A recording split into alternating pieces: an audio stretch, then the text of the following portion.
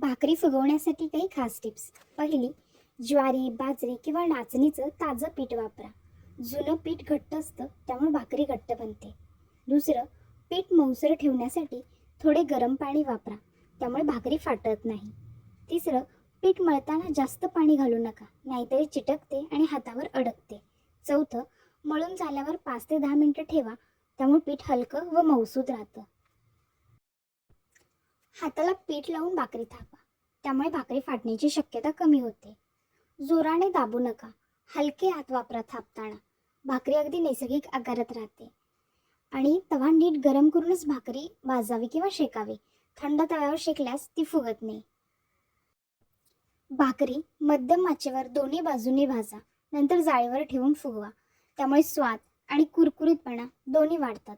पलटी करताना भाकरी अगदी हळूवार करा, जोर दिल्यास भाकरी फाटू शकते.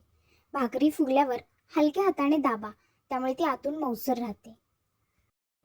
भाकरी गरम गरमच खायला घ्या, ती छान लागते. थंड झाल्यावर ती थोडी घट्ट होऊन जाते.